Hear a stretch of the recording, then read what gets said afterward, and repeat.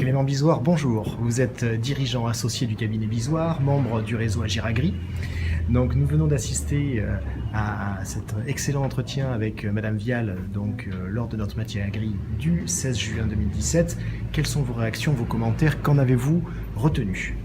Bonjour et merci de nous avoir conviés au sein du réseau à assister à l'excellente intervention de Madame Vial.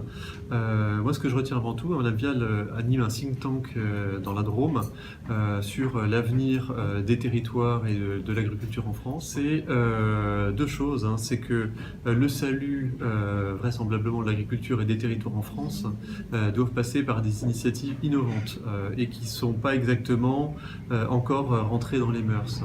On perd un temps considérable en France avec quelques vieilles idées de centralisation, de dépendance vis-à-vis des aides PAC, etc. Alors que de toute évidence, si le salut de l'agriculture française et des territoires doit arriver en France, il passera vraisemblablement peut-être par les régions qui doivent être sans doute plus proactives pour animer les territoires qui les entourent, une plus grande coopération entre une métropole et ses environs immédiats, cesser d'opposer systématiquement les villes et les campagnes. Les campagnes doivent venir dans la ville.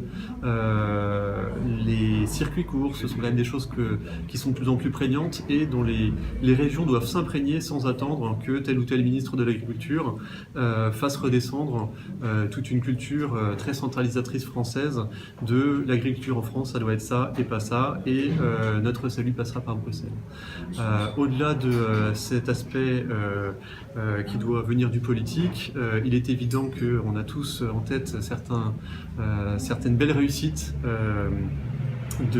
d'agriculteurs locaux qui, au-delà des quelques hectares de maraîchage, des quelques têtes de bétail qu'ils ont réussi à se diversifier, à diversifier leur activité pour accueillir du tourisme, pour promouvoir les circuits courts, faire de la vente directe.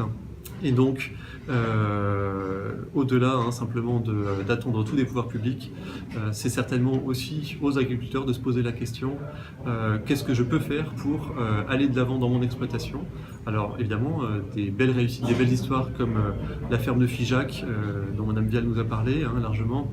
Est-ce qu'il y a autant de belles histoires que d'agriculteurs en France? Certainement pas, mais une partie de la réponse se trouve certainement là, parce que les Français aujourd'hui, elle en est convaincue et j'en suis convaincu également, sont à la recherche, surtout en milieu urbain, d'un peu plus de calme, d'un peu plus de tranquillité et d'un retour